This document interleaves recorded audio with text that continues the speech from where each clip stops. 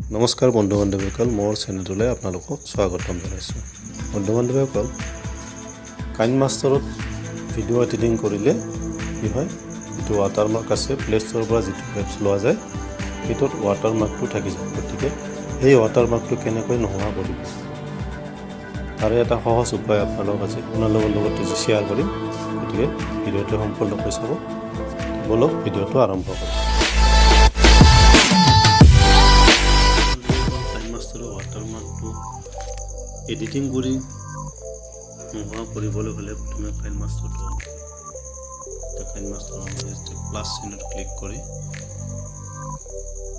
Video' এটা সৰু চাই ভিডিঅ' এটা লৈ লৈছোঁ।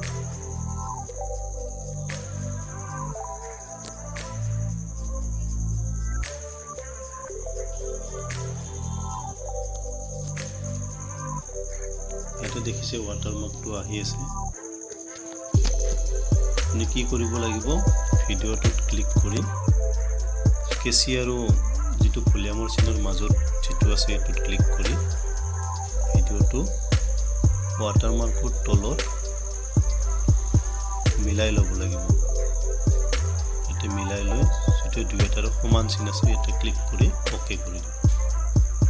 ইয়াৰ পিছত ভিডিঅ'টো গ্যালাৰীত সেভ কৰি লওক।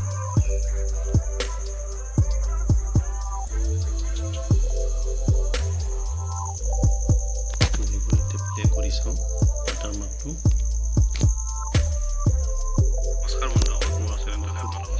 দেখা পাই আছে। এতিয়া আমি ৱাটাৰমাৰ্কটো গুচাবৰ বাবে নোহোৱা কৰিবৰ বাবে এটা এপ্লিকেশ্যন এটা ইনষ্টল কৰিব লাগিব, ইউকাৰ্ট বুলি। এইটোৰ লিংক মই ডিছক্ৰিপশ্যনত দি দিম। ইয়াৰ পৰা আপোনালোকে ডাইৰেক্ট ইনষ্টল কৰিব পাৰিব। এতিয়া ইয়াৰ কাম হ'ব এইটো অন কৰা।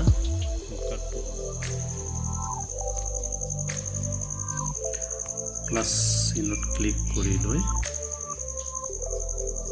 ভিডিঅ'টোত অ'কে কৰি ইয়াৰে ক্ৰপ বুলি এটা অপশ্যন আছে, ক্ৰপত ক্লিক কৰি কাইনমাষ্টাৰৰ যিটো লোগো আছে ৱাটাৰমাৰ্ক আছে সেইটো ক্ৰপ কৰি দিম।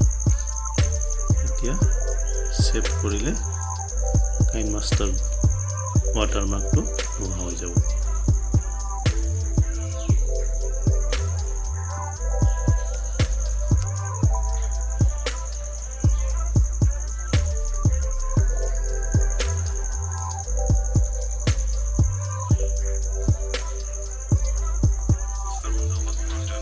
এতিয়া দেখিছেনে ভিডিঅ'টোত যিটো ৱাটাৰমাৰ্ক আছিল এইটো গুচি গ'ল। বন্ধুসকল, এনেকৈ অতি সহজৰে কাইনমাষ্টাৰ ৱাটাৰমাৰ্কটো নোহোৱা কৰিব পাৰিব।